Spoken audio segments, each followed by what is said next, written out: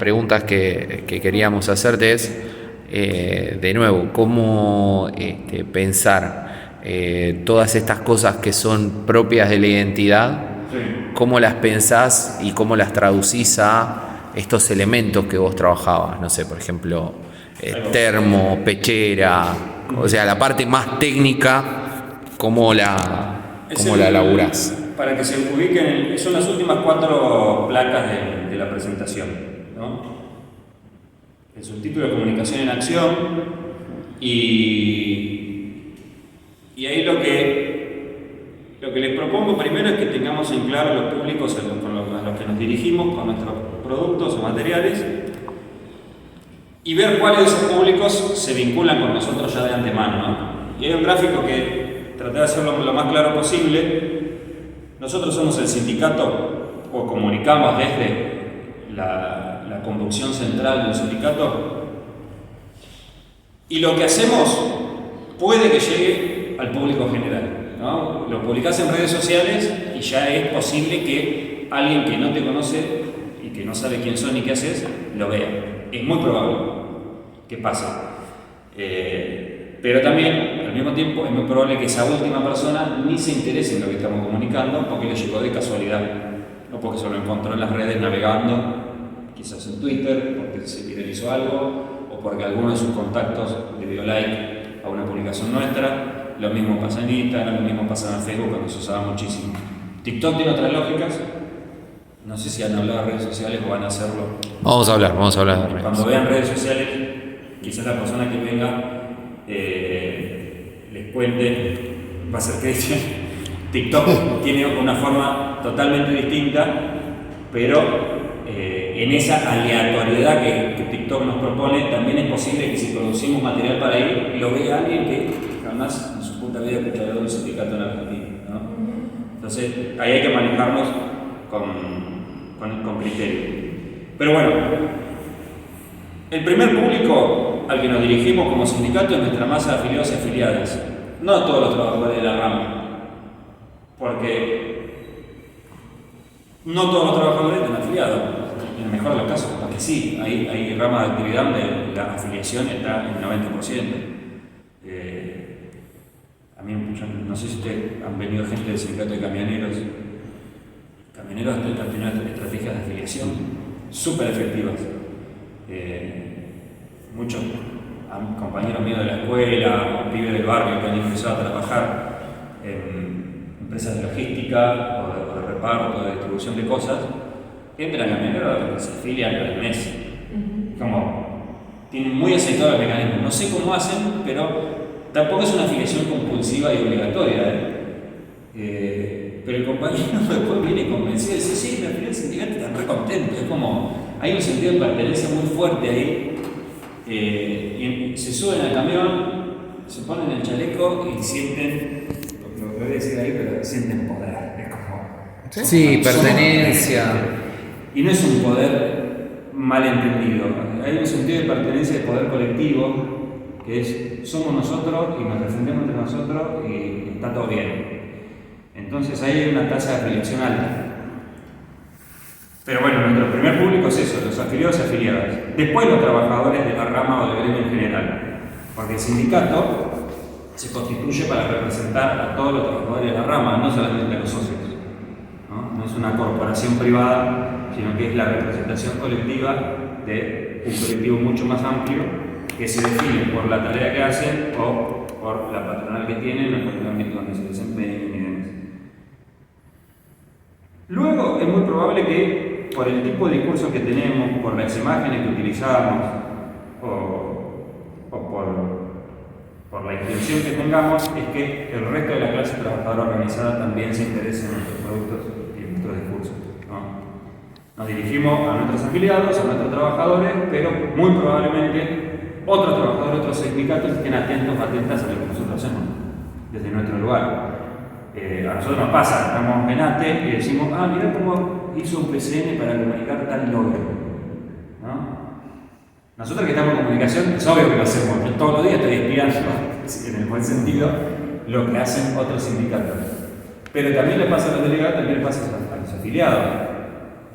a nosotros muchas veces han acudido para decirnos, loco, no comunicamos que logramos tal licencia, son unos boludos, como dicen a nosotros empresas, ¿no? Yo no tenía manera de enterarme de que en paritaria habían resuelto una licencia nueva. Y vienen y me dicen, un PCN ya lo publicó. Flaco, vos estuviste en la paritaria, sí. ¿Por qué me dijiste que acordaste tal cosa? Igual, seguramente, es gente muy copada. Es gente muy copada. Pero pasa, ¿no? Y no pasa por mala intención ni por desorganización, ¿no? Es porque a veces naturalizamos el buen trabajo que hacemos. Nos llevamos bien con nuestros compañeros y compañeras, confiamos muchísimo en ellos y suponemos que de antemano van a producir lo que estamos necesitando. No, tiene que haber un diálogo permanente. Ese aceitar canales es fundamental. O sea, digo, todos estos pasos que vos estás planteando los tenés que trabajar en el marco de un conjunto de procedimientos internos que son centrales. O sea, digo, hay que darle metodología a eso. Totalmente. Y después de clase trabajadora organizada está el público en general politizado, ¿no? Quizás... ¿Y al público qué le ofrecerías? Como para atraer... Justamente a eso iba. ¿Por qué están ordenados jerárquicamente? Porque si bien podemos llegar a los otros públicos, no deberían formar parte de nuestros objetivos centrales. Claro. Que ellos puedan acceder a materiales nuestros no quiere decir que sean nuestros destinatarios. Por lo tanto, no tenemos que preocuparnos en que público general nos comprenda, pero deberíamos usar un lenguaje que no le impida al público general acceder a nuestra comunicación. No son nuestro público, pero nos tienen que entender. Si no nos consumen, es problema suyo. Total, no era para ellos, ¿no? Los que sí tienen que sentirse directamente interpelados por nuestros materiales son los dos primeros. Nuestros afiliados, que son los que sostienen la organización, y los trabajadores de la rama, porque son las personas que en definitiva estamos representando, sean afiliados nuestros o no, o estén afiliados a otro gremio de la misma rama de actividades que les pasa, ¿no? En Argentina, además, es muy común que haya dos gremios representando un mismo colectivo, que se han oponado, Conado Histórica, en el caso de las universidades, la FATUM, como Federación de No Docentes, y las distintas expresiones no docentes de cada universidad, ¿no? Al menos dos hay en muchas áreas, ATE, PCN, en el Estado Nacional. Pero la idea es abrirse más a otros públicos o nada más cerrarse del círculo ATE. Eso lo define cada gremio. En la propuesta que nosotros tenemos, tratamos de tener en claro que esto existe, que esto sucede, ¿no? Que más con el mundo de las redes sociales y las plataformas. Mañana publicamos un video de una movilización nuestra y se nos ocurrió ponerle, qué sé yo, una serie de consignas que hicieron que rompan nuestro círculo. Lo va a ver gente que no es nuestro público directo. Se viralizó, eso. Mañana pusimos un video y se viralizó, le va a llegar a gente que no es nuestro público directo. Lo que tenemos que saber de antemano es que el contenido que produzcamos, esa gente lo tiene que entender del modo que nosotros pretendemos. Si no lo entiende, es decisión del público. Porque nosotros estábamos dirigiéndonos a nuestro colectivo de pertenencia. Ahí también es un debate respecto de objetivos, ¿no? Por ejemplo, en el Soy Estatal, mi trabajo son tus derechos, fue una experiencia muy interesante. El objetivo era doble, era fortalecer a los compañeros dentro de ese discurso, pero también hablarle a la opinión pública de la importancia de defender el trabajo estatal. Claro. Sí, porque el trabajador estatal se encarga de que los derechos de toda la población estén garantizados. Ahí por ahí en algunos, con Ezequiel y con Susana trabajamos eso.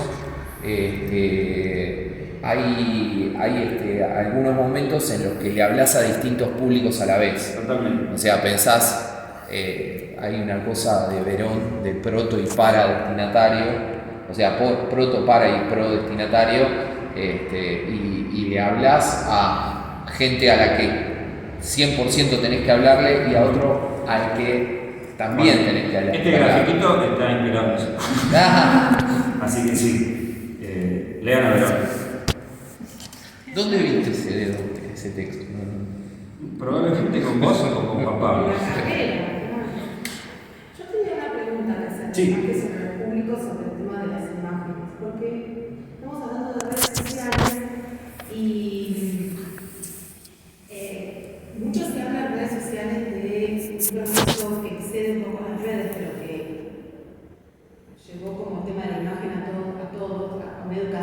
visual que tiene que ver con la instagramización de la vida, ¿no?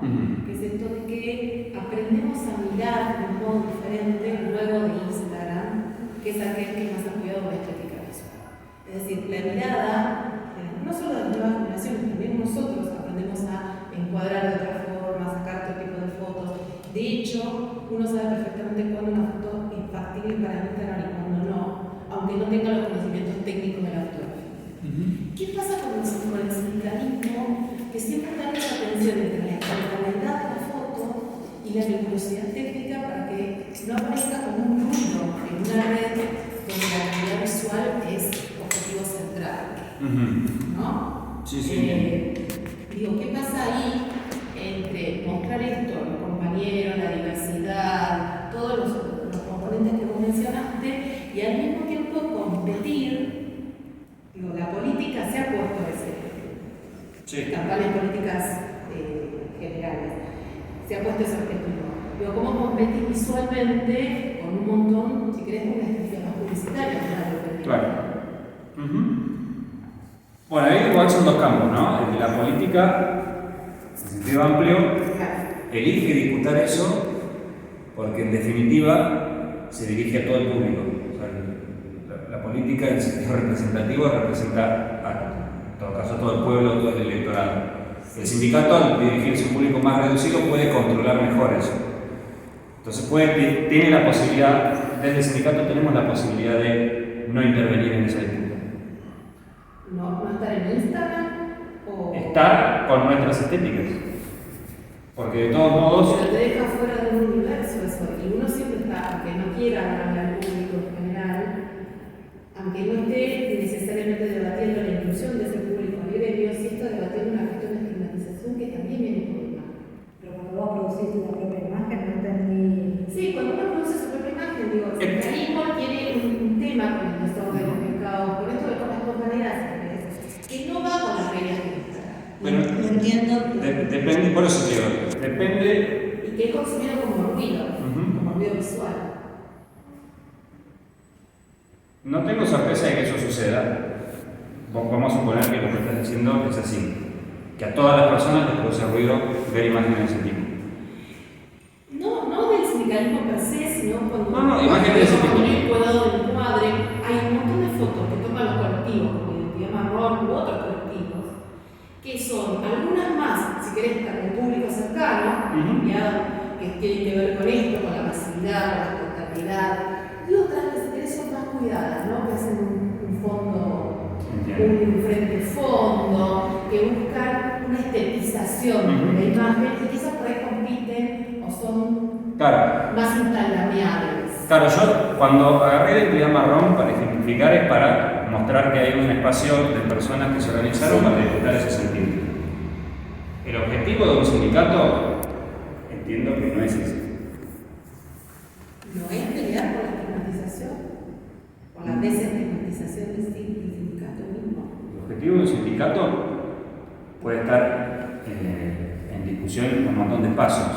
Yo vengo a hablar de una experiencia particular, que es la que estamos analizando y compartiendo acá. ATE justamente sí se lo propone. Me refiero al sindicato como organización de trabajadores en sentido amplio, ¿no? En el caso particular de nuestro sindicato, nosotros sí hemos tomado la decisión de intervenir en todos esos debates, casi todos, y más desde la comunicación. Si querés te respondo desde ahí. Sí, qué sé yo. Si un sindicato decide no hacerlo, Claro, es una decisión organizativa, es una cuestión de pero es ellos. casi... En nuestro caso, lo que hacemos es cuidar todo tipo de producción, de comunicación que hagamos. Sí depende de... Hay una decisión estética respecto de cómo hacemos los flyers, hay una decisión estética de cómo hacemos el periódico, qué imágenes incluimos y qué imágenes no. Y en última instancia, esas imágenes que quizás pueden llegar a hacer ruido, las tenemos que incluir porque no hay otra. En el caso de ATE, que es un sindicato que tiene 300 seccionales en todo el país, no es posible para nosotros que la seccional Chilecito de La Rioja produzca imágenes del modo que nosotros proponemos que se haga. Entonces a veces quieren comunicar a nivel nacional algún logro que han tenido, alguna lucha que están dando, y si bien nosotros les aconsejamos abordar comunicacionalmente las cosas de una manera, los equipos de comunicación de allá, sí que los hay, entonces no hay, los abordan del modo que pueden, del modo que les sale. Si no hay otra manera de comunicar eso, lo comunicamos de la manera que lo hicieron. Claro, privilegian la federalidad. Exacto, y ahí es donde jerarquizamos los, si se quiere, sentidos que queremos producir, ¿no? O que queremos compartir, o de qué manera queremos incidir en las redes sociales. Desde el equipo de prensa nacional, sí tratamos de cuidar todo eso, y como decís, nuestros fotógrafos y fotógrafas, lo digo como colectivo porque a veces nos valemos de colaboraciones de compañeros que no forman parte del equipo, pero que por ahí nos brindan su producción, su material. Ellos sí comparten una mirada respecto de lo que queremos mostrar. Entonces, privilegiamos eso. Cuando eso no es posible, usamos lo que hay porque hay que mostrarlo, ¿no? Y esa es la decisión que se toma. Cuando hablamos de estigmatización, vos ya habías llegado cuando... No, claro, quizás no. Claro, al principio sí estuvimos hablando de tomar decisiones respecto de lo que queremos representar y cómo queremos hacerlo, ¿no? Y ahí es donde disfrutamos la estigmatización. La diversidad de personas la podemos mostrar porque existe. Mostrarla en un sentido estético en Instagram es recontra útil. Eso, en la mayoría de las veces que lo intentamos, hemos tenido buenos resultados. Lo hicimos, como dijo Cristian, en la campaña Mi Trabajo Son Tus Derechos. Lo hicimos en 3 instancias de campañas de afiliación. Una fue en el 2016, otra entre el 18 y el 19 y otra en paralelo a la pandemia. Y ahí, por ejemplo, la pandemia fue así como en el 2016 frente a los despidos. Nos pusimos a la defensiva, pero convocamos a, si se quiere, un público general a que nos defienda.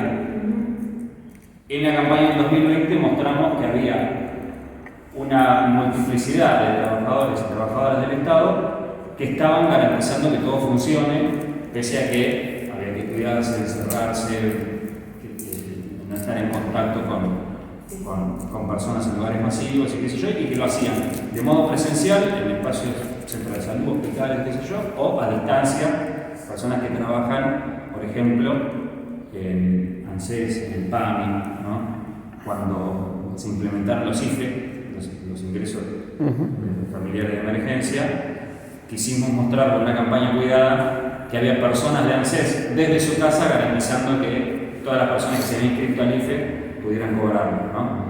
Y ahí es donde elegimos, como vos decís, ¿sí?, disputar, si se quiere, todos los sentidos a través de una campaña. Pero eso no quiere decir que forma parte de nuestros criterios, pero no de los objetivos del sindicato, ¿no?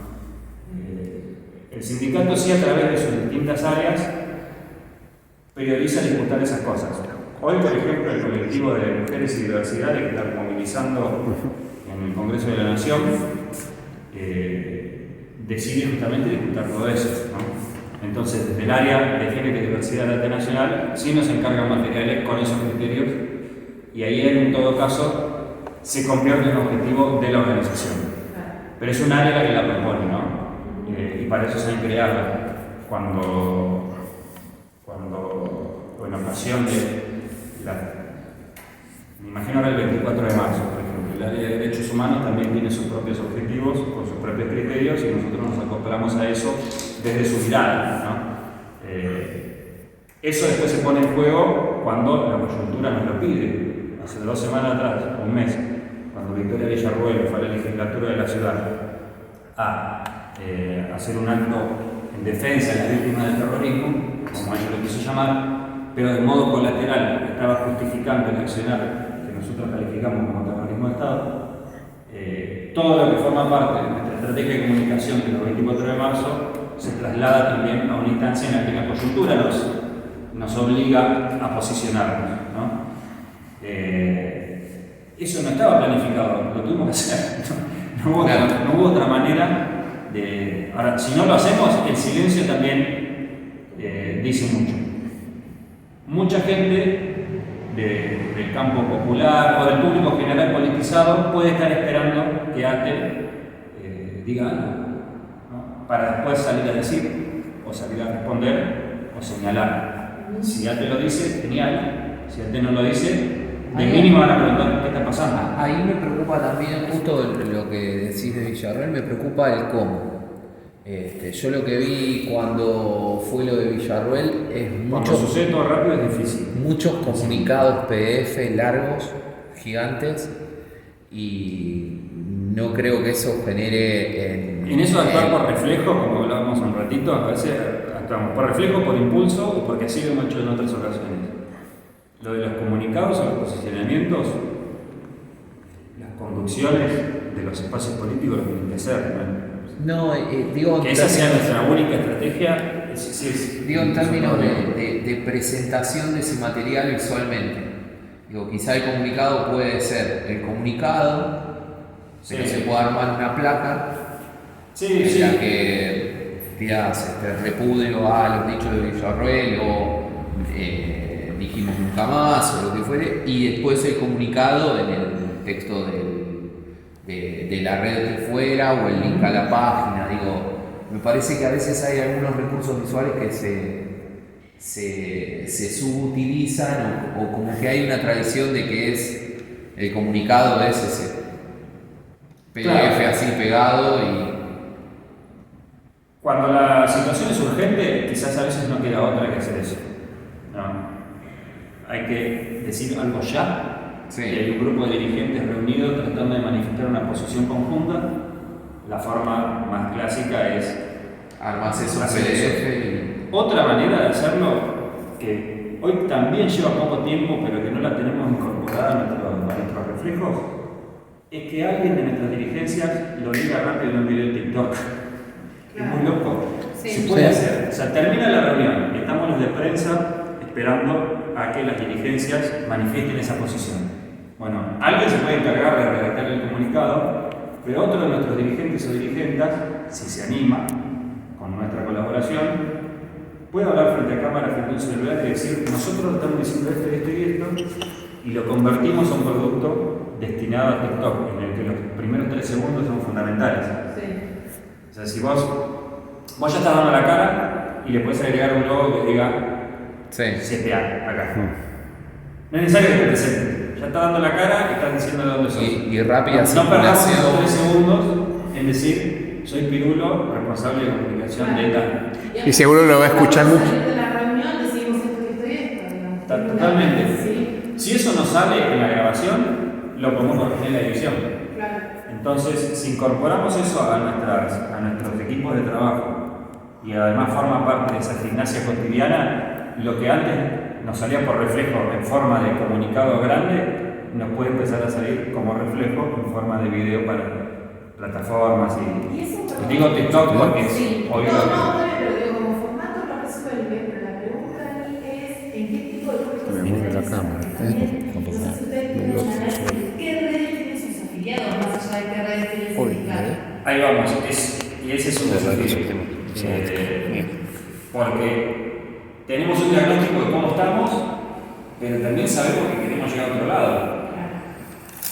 Pero en el caso de arte, ese otro lado todavía no está Sistematizado, claro, es un fenómeno tan emergente que todavía no tenemos manera de sistematizarlo para producir para eso, ¿no? Entonces, Claro, yo creo que el público tiene una edad que no, en general. totalmente, ¿cuál es la juventud sindical nuestra? Ya son mayores de 25. ¿Cómo medís? ¿Cuáles son las redes del Sí, con algún tipo de encuesta, sí, con algún relevamiento de los. Nosotros lo que hicimos incluir en la ficha de afiliación. ¿No? Claro, Es un problema. Es un problema. No, para que es un problema porque la ficha de afiliación es un documento que tiene carácter de declaración jurada. Entonces meterle algo que tiene que ver con consumos que son más hábitos, es como preguntarle, tener Instagram, TikTok, ¿qué comiste anoche? O sea, no tiene nada que ver. Sí, con- tal cual. Entonces, lo quisimos hacer y los equipos jurídicos nos dijeron no. Sí, de hecho, está bien, porque hace poco me hicieron firmar una solicitada y me preguntaban mi Instagram. Y yo dije, qué raro, una solicitada. Ah, eso es otra cosa. No, nosotros queríamos hacer una especie de encuesta de consumo. Claro, No si tienen redes o cuáles son, sino cuáles prefieren a la hora de informarse. Podría ser un reglamento de consumos culturales en general, porque ahí también tenés, si vieron más televisión, qué tipo de libros consumen, y entonces Totalmente. pueden pensar estrategias comunicacionales y culturales, incluso en actividades, con toda la área de bienestar social, la acción social, que sea pensado para el público, para los gustos y los intereses del público real, porque a veces uno tiene un imaginario de lo que el público de arte consumiría, pero no lo tiene registrado en datos. Por eso, nosotros hemos hecho relevamientos indirectos. O sea, ninguna de nuestras herramientas fue producida por el equipo de prensa y comunicación y dirigida, por ejemplo, una encuesta y dirigida a un grupo en particular. Sí hicimos que delegados o delegadas de distintos sectores hagan ese relevamiento y nos den los datos. Está bueno. Entonces eso lo hicimos. Una aproximación. No lo estamos haciendo cotidianamente y las redes sociales avanzan más rápido que lo que nosotros podemos accionar sobre ellas. Recapitulando, Sí. en el marco de la charla, ¿qué cosas le dirías a alguien que va a trabajar? Tema de imagen sindical, Sí. como cuestiones de ABC, de elementos que tendrían que tener en cuenta. Primero prestar atención a todos los elementos que ya forman parte de la comunicación. Cuando uno llega, prácticamente está todo inventado. Aunque haya mucho por hacer, también es cierto que hay antecedentes. Pero pibe, la pólvora ya está inventada, en una frase que nos decía un compañero. Claro, aunque parezca que está todo por hacer, lo más probable es que lleguemos y si nos ponemos a explorar cosas, encontremos mucho más de lo que nos imaginábamos. Por ahí lo que está hecho está utilizado en función de estrategias que nosotros no nos imaginamos, o que forman parte de estas estrategias que son tan analógicas que hoy no nos sirven. Me refiero a analógico previo a las celulares, ¿no? Si bien ya existía lo digital, hasta hace 20 años, todos nos manejamos de otra manera. Entonces, prestar atención a todo lo que ya está hecho. A mí me pasó de encontrarme con compañeros que trabajan en la comunicación de otros sindicatos y dicen, no, queremos renovar el logo. Y quizás el logo es, no sé si lo que debería renovar, jornal, qué sé yo. Fíjate primero si el colectivo de trabajadores y trabajadoras está dispuesto a que ese cambio se haga. O sea, no proponerlo desde la central, porque somos la central, ¿no? O el equipo de prensa o de comunicación central, sino tratar de escuchar si hay una necesidad de que eso suceda o no, y después tratar de subirse a eso con una propuesta, con una manera de intervenir. UPCN hizo un refresh de logo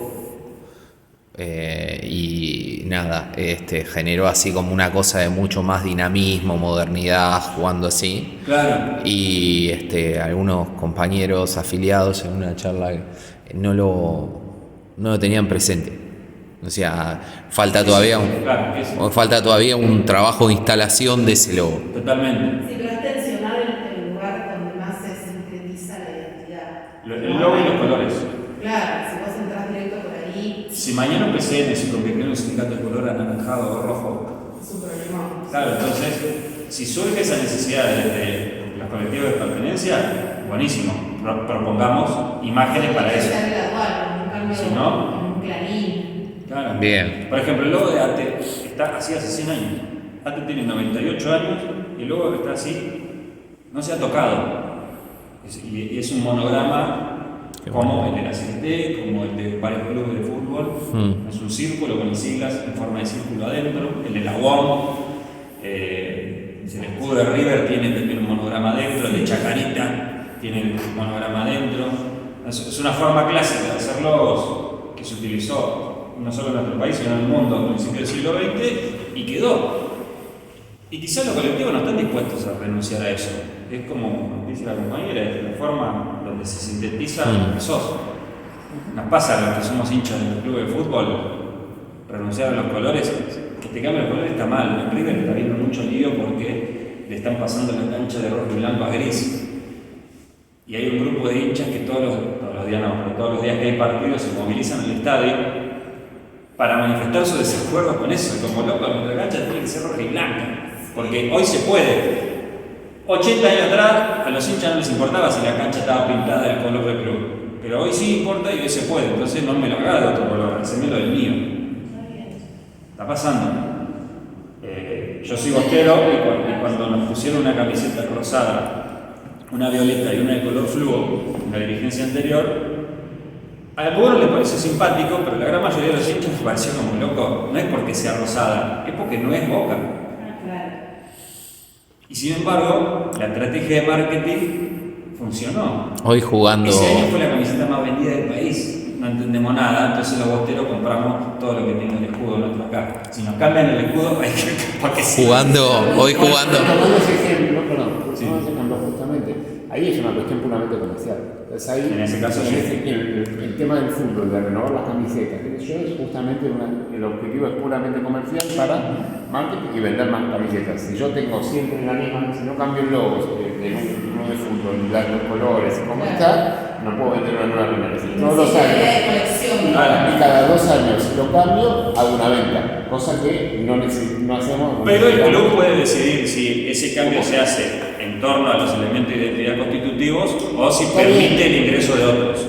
Ok, pero para el caso mío, ahí hay una intencionalidad de Sí, modificación permanente por una cuestión comercial, punto. Cambio aunque sea en la misma línea. Si no lo cambio, no vendo, ya vendí. Exacto, ya está. Eso es así. En nuestro caso no es así, porque no vendemos las pecheras. Ahí el objetivo, claro, ahí el objetivo es puramente económico.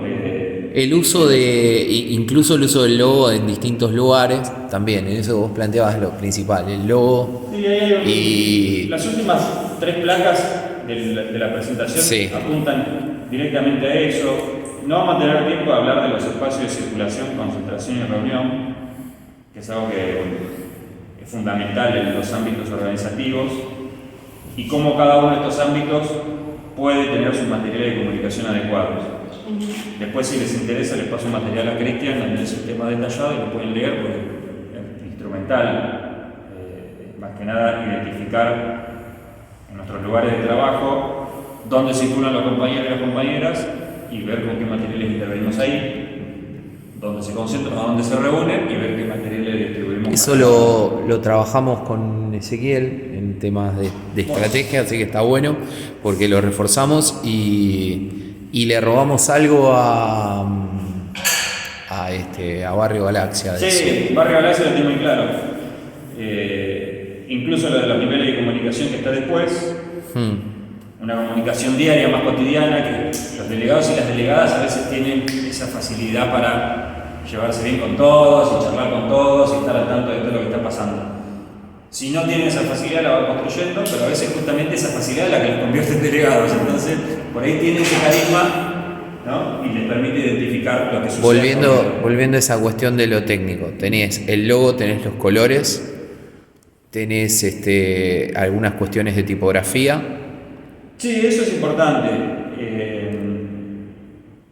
En el caso de ATE, el trabajador del Estado, que es el nombre del periódico de la organización también desde hace 98 años, tuvo en sus comienzos una tipografía hecha por tipógrafos de la época y quedó.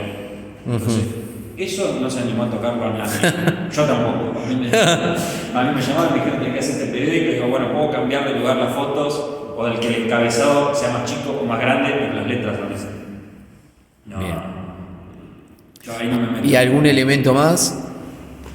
¿Tiraste cosas en las redes? Colores, tipografías. Sí. La historia, los valores, todas esas cosas que son por ahí subyacentes en todas nuestras prácticas tienen que estar respetadas. Si el sindicato nuestro no se identifica con la lucha, la manifestación, todas esas cosas callejeras, quizás no convenga meterse en eso. Si ya forma parte de la práctica cotidiana, sí, mostrémoslo. Si no, no. He visto sitios web de sindicatos que son muy equilibrados en sus propuestas de servicios o de beneficios, sus propuestas de tipo gremial como paritaria, negociación colectiva y todo lo demás, y sus manifestaciones callejeras. A mí personalmente me gusta que si eso sucede en la realidad esté reflejado de manera equilibrada en los sitios web. Nosotros en ATE lo que encontramos para reflejar lo que pasa todos los días es que nuestro sitio se parezca en su portada más a una agencia de noticias que a un sindicato de servicios. Porque al tener 300 seccionales en todo el país y más de 300.000 afiliados, la única manera de mostrar que todas esas iniciativas estaban sucediendo era mediante cuadraditos de noticias. Porque si jerarquizas una cosa, ya estás ocultando otra. Entonces, en la portada del sitio hay dos noticias principales, una botonera con acceso a las distintas áreas del sindicato y más abajo 3 o 4 filas en 3 columnas con noticias de distintos lugares del país. Como hace un rato dijiste, priorizar lo federal, porque eso ya sucede, ¿no? Y líneas, en términos de líneas, en función de después darles identidad a cada línea de trabajo, formación. Bueno, género y diversidad, por ejemplo, es lo más. Tiene una identidad muy simple de explicar propia. hoy. Hace 6 o 7 años, todas las áreas de género se identificaban con todas las gamas de colores violetas. Sí. ¿No? La inclusión de todas las diversidades hizo que vayamos yendo de esa gama a lo multicolor. Sí. Pero lo multicolor no en cualquier orden, ¿no? Sino en el orden de la bandera LGTBQ+, ¿no?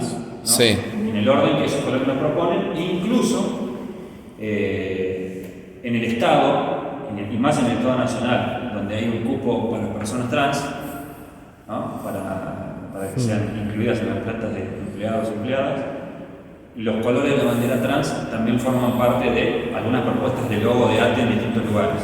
Y ahí es donde, si bien nosotros tenemos una suerte de línea nacional, no impedimos que las juntas internas de ATE en los distintos lugares del país hagan lo que quieran con sus logos.